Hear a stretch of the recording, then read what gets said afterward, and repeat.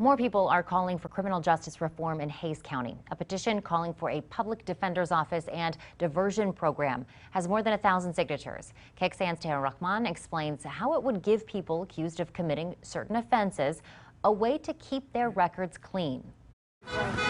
There is new momentum. For about 10 months now, nonprofit Mano Amiga has been pushing Hays County for a cite and divert program. Over the last week, their petition has gotten hundreds of new signatures. Rather than going to jail and having a case filed, a person will meet with a prosecutor from the DA's office who would recommend an appropriate course of diversion. That diversion would happen before the case is even filed and could include educational courses, community service, or even mental health help. We obviously want to enforce these laws, but we don't necessarily need to enforce them in a way that will cause the person to have a criminal record or to otherwise affect the rest of their lives. District Attorney Wes Mao says he supports a diversion program, but says it's not on the books yet because he and county commissioners are trying to come up with a new reporting system. Without an arrest where the person is entered into the system, we don't currently have a good way to enter that person into the system. We're going to need to essentially create a way for the police to issue that notice to appear at the DA's office. Mao assures activists that criminal justice reforms are coming. And we're going to see them. I don't think rushing them is going to make things any better. But Mano Amiga says as the weeks turn into months, thousands of dollars are being wasted outsourcing jail inmates to other counties when those funds could instead be used to keep people out of jail in the first place. Quite frankly, the system has been moving incredibly slow. Tahira Rahman, KXAN News.